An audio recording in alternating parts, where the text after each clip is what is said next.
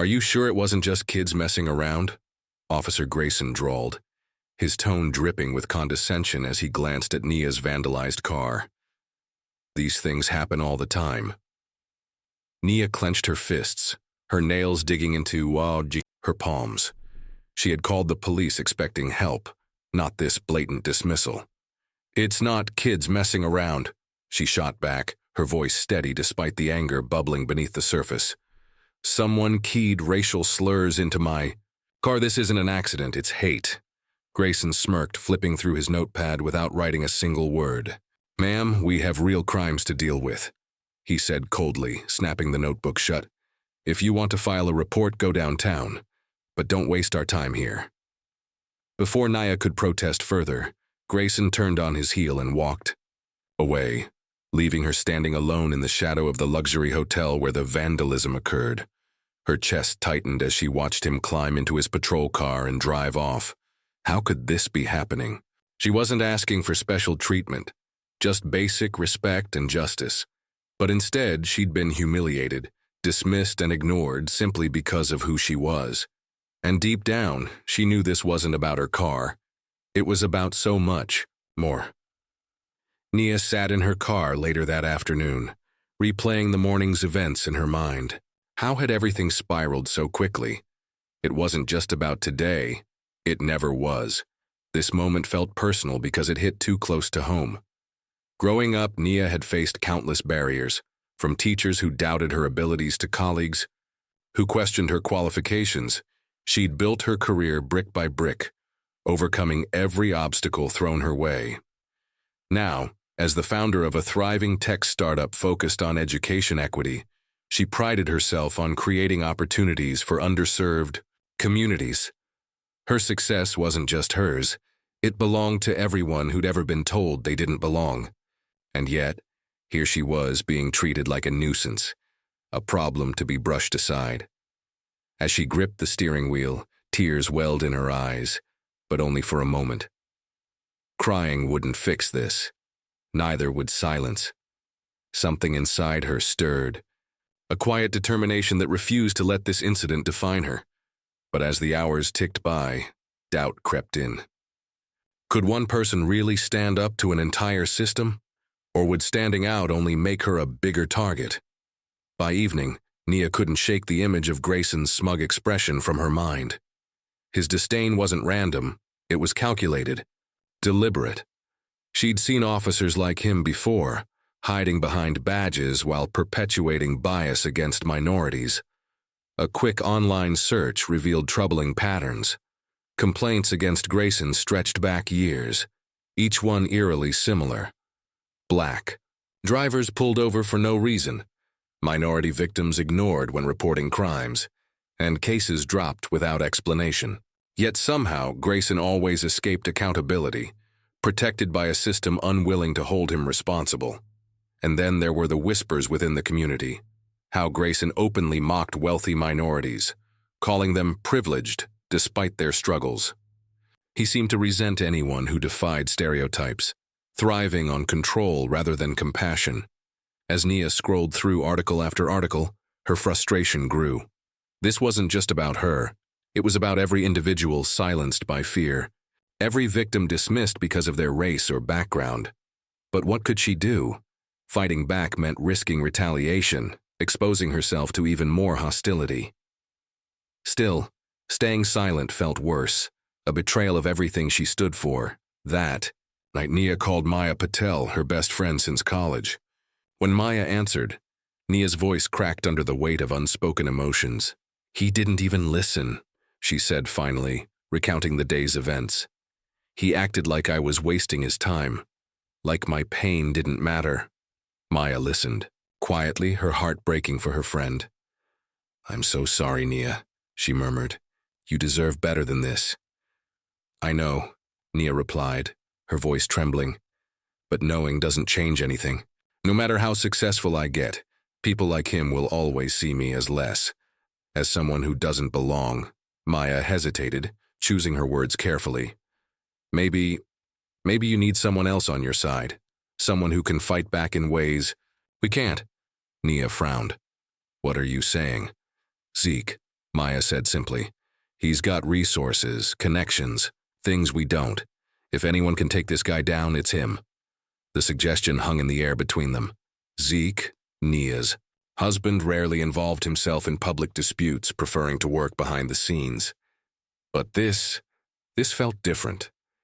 Still, reaching out to Zeke meant escalating the situation and possibly putting their family in danger. Could they afford that risk?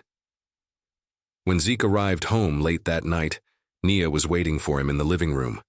His sharp suit and commanding presence filled the space, but it was the intensity in his eyes that caught her attention. Without preamble, she recounted the day's events, her voice steady but laced with emotion. They didn't just ignore me, Zeke, she finished. They dismissed me, like I didn't exist. Zeke's jaw tightened as he absorbed her words. For a moment he said nothing, his gaze fixed on some distant point. Then, almost imperceptibly, a grim smile crossed his face. They made one hell of a mistake, he said softly, his tone razor-sharp. Nia watched silently as Zeke retrieved his phone and dialed a number. It's done, he said after a brief conversation, hanging up without elaborating. Done? What exactly had he set in motion? And more importantly, how would Grayson respond when he realized who he'd truly crossed? The next morning, Nia received an email from the police department. Her stomach sank as she read the curt message. After review, no further action will be taken regarding your case. It was dismissive, impersonal, and infuriating. Meanwhile, at the precinct, Grayson leaned back in his chair, smirking as he recounted the incident to his colleagues. Another entitled minority trying to play victim, he scoffed, like they don't already have everything handed to them. His words cut deeper than any vandalism ever could. Nia stared at her screen, rage simmering beneath her skin. This wasn't just about her car anymore. It was about being silenced, erased and told that her voice didn't matter. But something inside her refused to let it end here. If the system wouldn't hold Grayson accountable, then maybe she'd have to find another way. At work later that day, a white colleague approached Nia during lunch. I heard about what happened, she said cautiously. It must have been tough. Nia nodded, bracing herself for what came next. You know, the colleague continued, her tone shifting slightly. Maybe if you dressed less flashy or drove something more understated, people wouldn't react like that. The comment hit Nia like a punch to the gut. Was this really how some people saw her?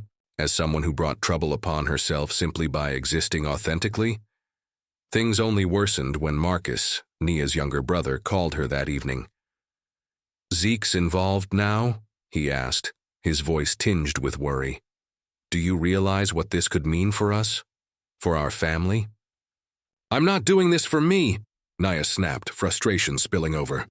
I'm doing it because nobody else will stand up. Marcus sighed. I get it, sis. But sometimes picking battles means knowing when to walk away. His hesitation left Nia feeling even more isolated. How could she fight for justice when even those closest to her doubted her cause? That night, Zeke returned home armed with documents and research findings. He spread them across the dining table, his expression grim but focused. This isn't just your precinct, he explained, pointing to highlighted sections of reports and articles. Cops like Grayson exist everywhere, ignoring claims from black individuals while protecting their own. Nia skimmed the evidence, her heart sinking further with each revelation. One case stood out.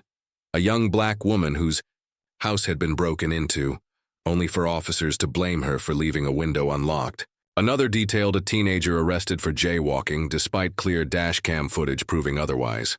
It's systemic, Zeke said firmly, his voice low but intense. They frame cultural expressions as threats or disruptions, then use that narrative to justify neglect.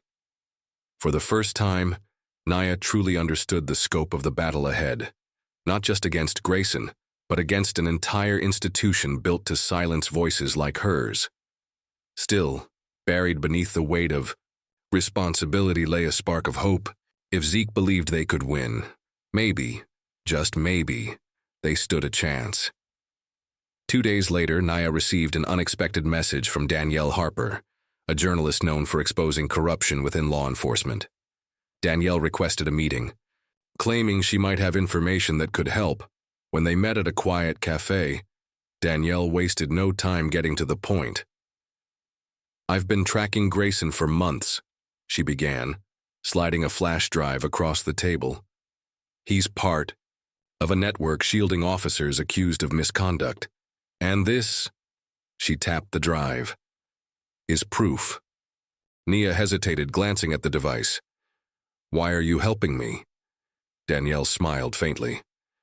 "Because I've seen enough victims silenced by fear. Someone needs to hold them accountable." With Danielle's evidence, Nia felt a renewed sense of purpose. Together, they brainstormed ways to use the material strategically, ensuring maximum impact. But timing would be crucial. If Grayson caught wind of their plan too soon, he might retaliate harder than ever. As Nia thanked Danielle, a thought struck her. Maybe she wasn't alone after all.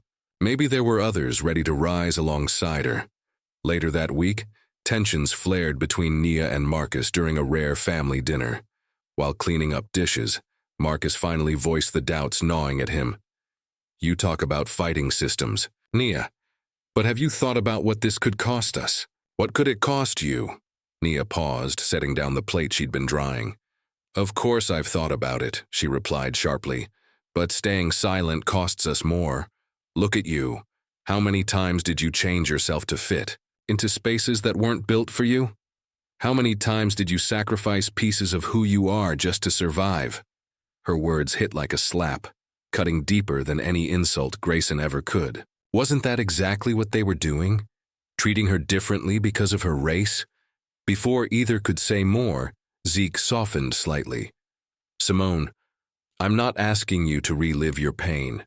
I'm asking you to trust me, to trust that we can create a better future for Malik, for all of us." Simone didn't respond, her silence heavy with conflicted emotions.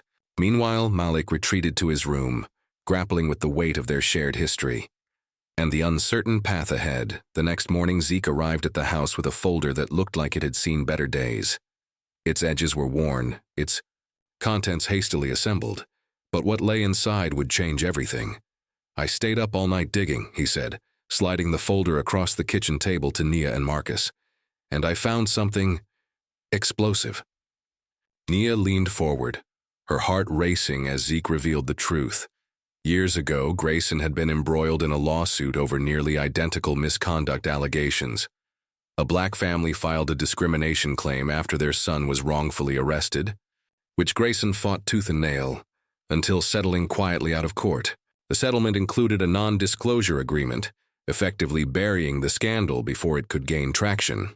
"This man doesn't just enforce racist policies," Zeke said, his voice low but seething with controlled fury. "He's spent decades covering them up, silencing anyone who dares challenge him." Marcus flinched, tears welling in his eyes. "How is this even legal?" he whispered, his disbelief giving way to anger. But Zeke wasn't finished. As if sensing their shock wasn't enough, he dropped another bombshell. Grayson's own daughter had faced arrest years earlier for shoplifting, and Grayson had begged for leniency despite breaking the rules himself. "Hypocrisy at its finest," Zeke muttered, shaking his head. "He demands conformity from everyone else while bending the rules for his own family." Nia sat back, stunned. This revelation wasn't just about exposing Grayson, it was about dismantling the carefully constructed facade of fairness he'd hidden behind for so long. But as empowering as the discovery felt, it also raised new questions. Could they prove Grayson's past wrongdoing without risking retaliation? And how far would he go to protect his secrets now that they were closing in? By Friday, word of Nia's fight had spread beyond the precinct walls. Social media buzzed with hashtags like #Justice for Nia and #Accountability Now, drawing attention from local news outlets and activists alike. Encouraged by Danielle's evidence and Zeke's findings, Nia decided it was time to take matters into her own hands. That afternoon, she gathered a group of colleagues and community members in the conference room after work. They came cautiously at first, unsure whether standing up to Grayson was worth the risk, but soon the room filled with voices eager to be heard. "This isn't just about me anymore," Nia began, addressing the crowd.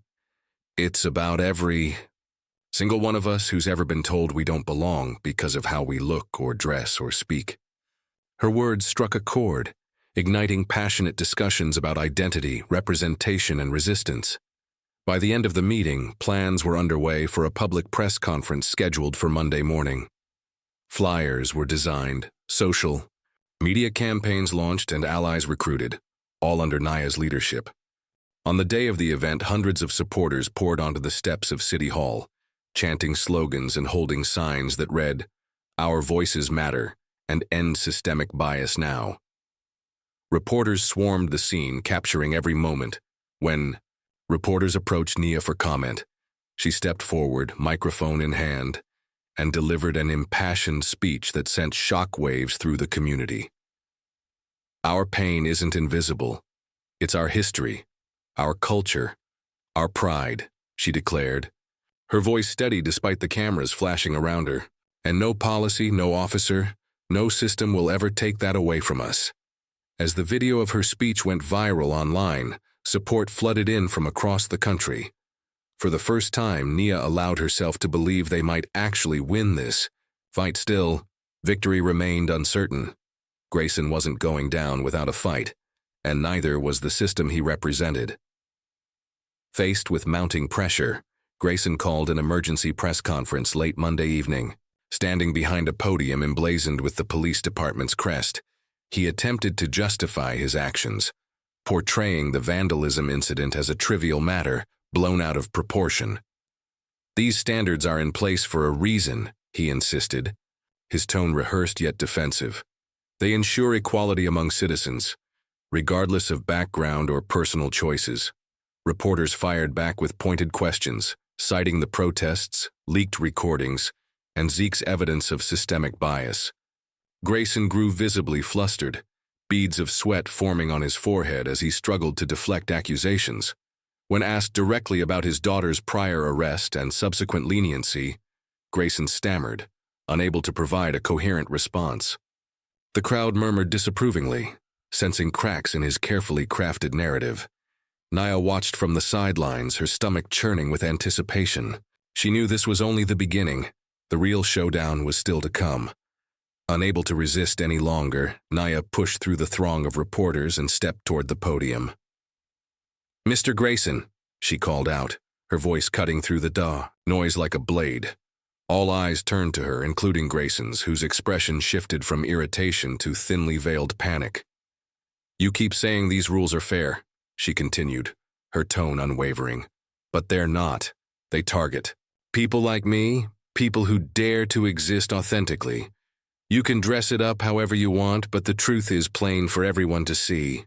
Grayson sneered, attempting to regain control of the situation. "Your defiance proves my point exactly," he shot back. "Citizens should focus on contributing positively, not grandstanding for attention." The jab hit hard, but Nia refused to back down. "If standing up for myself makes me defiant, then fine. I'll wear that label proudly, because silence won't fix what you've broken." The tension between them crackled like electricity, drawing gasps from the audience. Just as Grayson prepared to deliver another dismissive retort, a sudden commotion erupted near the back of the room. Danielle emerged, holding her phone aloft as she played her secret recording for everyone to hear. Grayson froze mid-sentence, his face pale with horror. The game had changed, and he was losing ground fast. The recording played loudly, echoing through the crowded room like a gavel striking its final blow. Grayson's voice, cold, condescending, and unmistakably biased, filled the air as he berated another victim over their complaint. "You're making excuses," the taped voice sneered. "This isn't about culture, it's about compliance."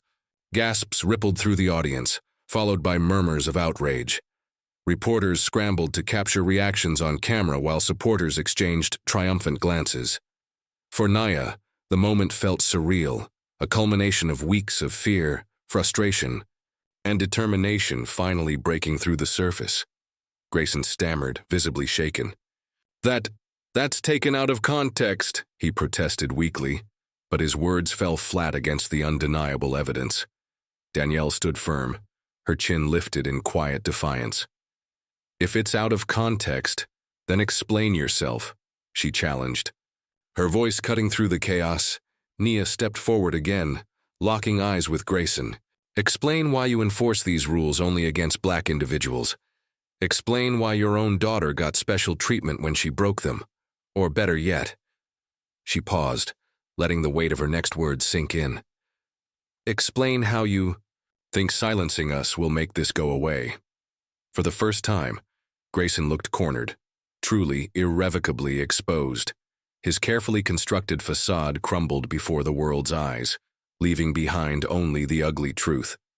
But just as the crowd began to close in, Zeke appeared at Nia's side, holding up the folder of damning documents. This isn't over, Zeke said firmly, addressing both Grayson and the reporters. Not even close. Zeke wasted no time seizing control of the narrative.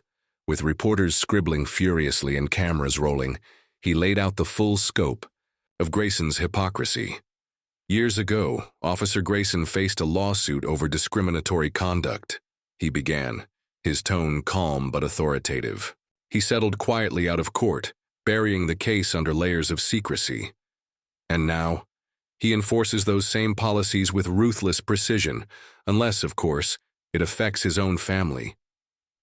He held up photocopies of the settlement agreement and disciplinary records, ensuring every detail was visible to the press. This man doesn't believe in fairness or equality. He believes in power and maintaining it at any cost. Grayson tried to interrupt, sputtering denials and accusations of slander, but Zeke cut him off effortlessly. Save your excuses, he snapped, his patience wearing thin. Your actions speak louder than anything you could say right now. As the media frenzy intensified, Marcus joined Nia and Zeke on stage, symbolizing their united front. His presence added emotional weight to the unfolding drama, reminding everyone of the generational toll such discrimination exacted. Meanwhile, Grayson retreated a step, his confidence shattered. Yet even as the tide turned decisively against him, one question lingered in Nia's mind. Would this be enough to dismantle the system Grayson represented? Or would another figure rise to take his place? By the end of the press conference, public opinion had swung sharply in Nia's favor. Social media erupted with calls for accountability, petitions demanding policy reform, and pledges of support from activists nationwide. Within hours, the police chief announced an emergency meeting to address the growing controversy, and suspended Grayson pending investigation. Back at home, Nia allowed herself a rare moment of relief. Sitting in the living room surrounded by her family, she replayed the events in her mind, still struggling to process everything that had happened. We did it, she murmured, more to herself than anyone else.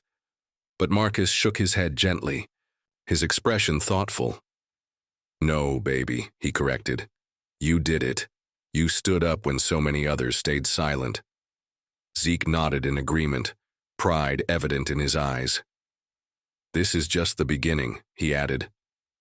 One victory doesn't fix the system, but it opens doors for change. Doors you'll have to keep pushing through. Nia absorbed their words, feeling a mix of gratitude and responsibility settle over her. This fight wasn't just about her anymore. It never had been. It was about every citizen who'd ever been told they didn't belong because of who they were. As the night wore on, Nia scrolled through messages of support flooding her phone. Among them was a direct message from a national advocacy group inviting her to speak at an upcoming summit on racial justice. Her heart swelled with possibility. The road ahead wouldn't be easy, but for the first time, Nia truly believed they could rewrite the rules.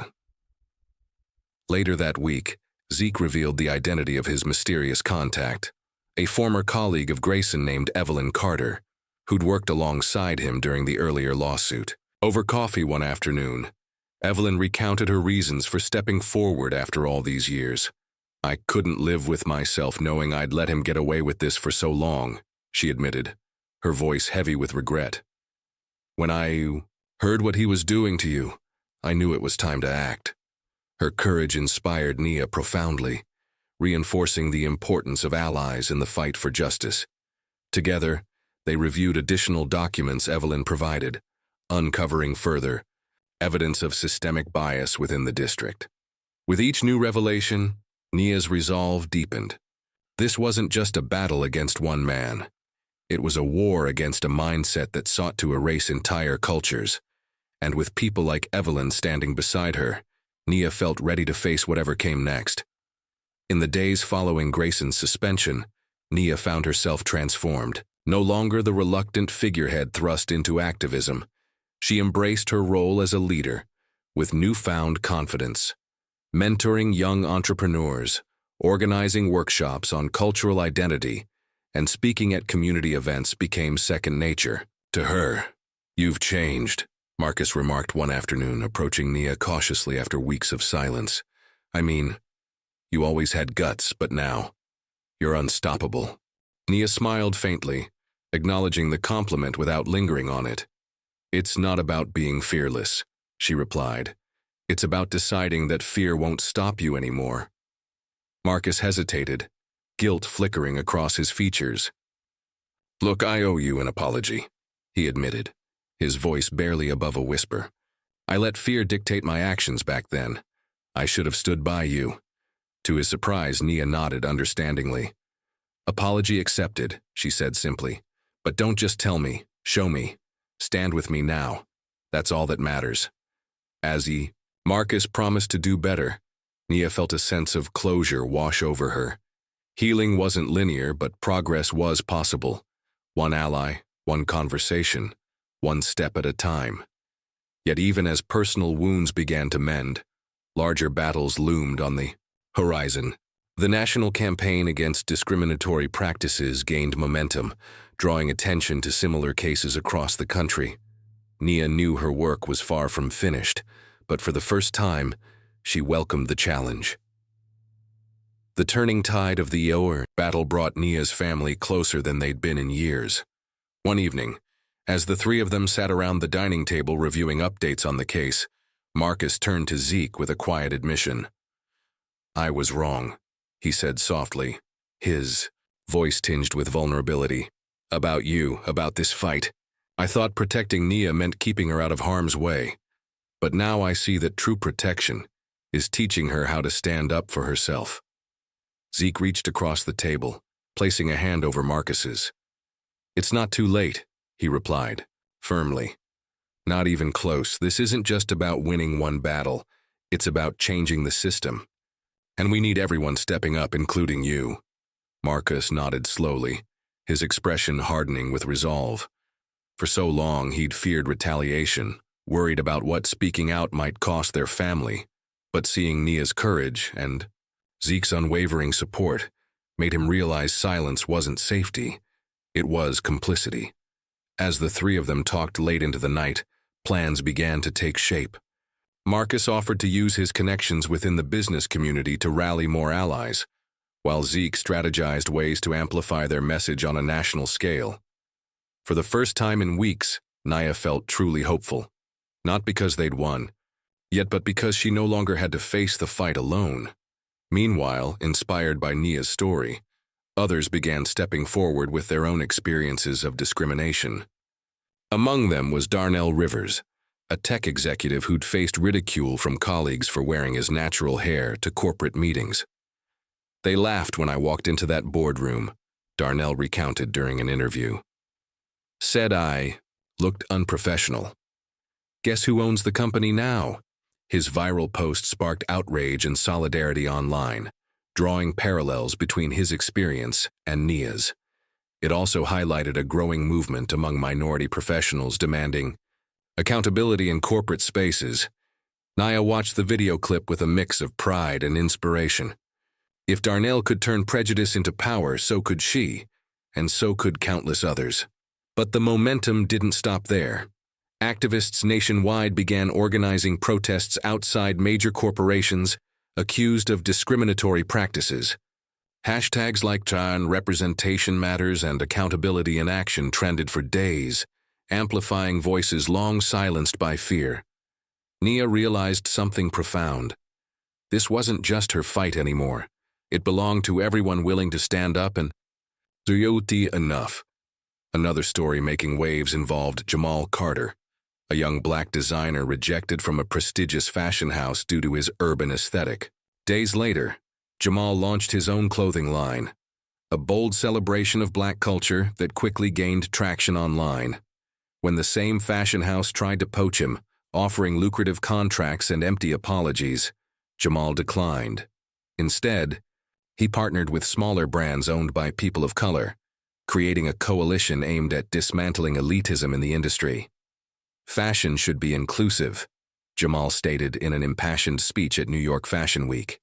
If you can't see beauty and diversity, then maybe you don't belong in fashion.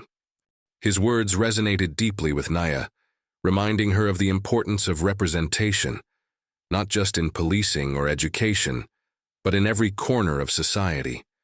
Together, stories like Jamal's fueled the broader movement, proving that systemic change was possible when individuals refused to stay silent. Still, Nia knew the road ahead wouldn't be easy. While victories were mounting, resistance remained fierce, and those determined to maintain the status quo weren't backing down without a fight. Back in Nia's hometown, another high-profile case drew attention to police misconduct. A young, black man named Eli Johnson had been arrested for allegedly assaulting an officer during a traffic stop. Despite multiple witnesses claiming otherwise, Eli faced felony charges that would have ruined his life. During the trial, defense attorneys presented never-before-seen CCTV footage showing the truth. Eli had been compliant throughout the encounter, only raising his hands defensively when the officer escalated unnecessarily. The courtroom erupted in gasps as the judge dismissed all charges, calling for an internal investigation into the arresting officer's conduct. News of Eli's exoneration spread rapidly, reigniting discussions about accountability in law enforcement. Protesters gathered outside courthouses nationwide, chanting slogans like, "No justice, no peace," and holding signs that read, "CCTV doesn't lie." For Nia, Eli's case underscored the urgency of their mission. Every victory mattered, but so did every failure. Until systemic racism was rooted out entirely, no one was safe. In a twist of irony, yet another incident exposed the absurdity of racial profiling. A white neighbor called the police on Malik Harper, accusing him of trespassing in his own gated community. Officers arrived, guns drawn, only to discover Malik was the son of the district attorney overseeing their department. The fallout was immediate and humiliating for the officers involved. Not only were they suspended pending review, but the neighbor who made the false report faced legal consequences for filing a fraudulent complaint. Malik's father, D.A. Harper, addressed reporters shortly after the incident. "This isn't just about my son," he declared. "It's about every individual targeted simply because of the color of their skin. Enough is enough." His statement echoed Nia's sentiments perfectly, reinforcing the idea that justice requires collective action. As these stories continued to emerge, Nia felt a renewed sense of purpose.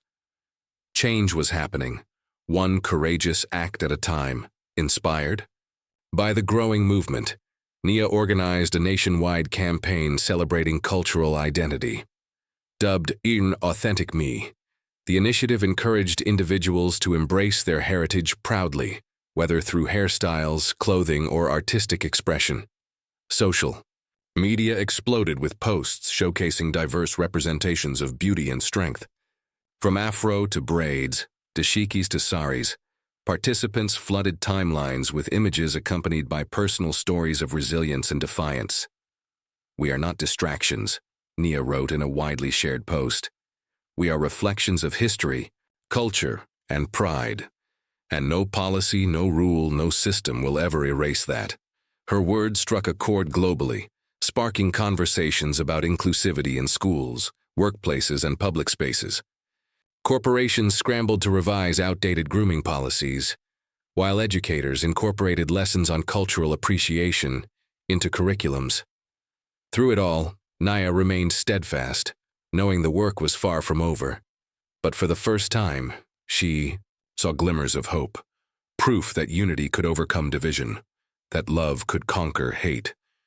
And as she stood alongside Zeke, Marcus, Danielle, and countless others fighting for justice, Nia knew they were building something bigger than themselves, a future where authenticity wasn't punished, but celebrated. If you've ever been dismissed, humiliated, or silenced because of who you are, we want to hear from you, she urged during a live stream. Share your experiences in the comments. Let's show the world that we're not alone. The response was overwhelming. Thousands of people poured their hearts out, recounting moments of pain, resilience, and triumph. Each story added fuel to the fire, reminding everyone involved why this fight mattered so deeply. Before signing off, Nia teased what was coming next. If you think this was shocking, wait until you see how far we're taking this movement. Click here to stay updated. And don't forget to like, share, and stand with us for equality. Her final words lingered in the air, a rallying cry.